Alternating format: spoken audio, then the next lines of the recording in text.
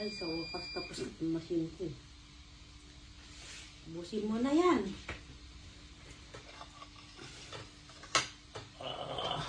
Iwain ba natin to? Hindi na, huwag na yan. Malaki. Masyadong malaki. Ito naman para bukas. Papaya mukbang na naman.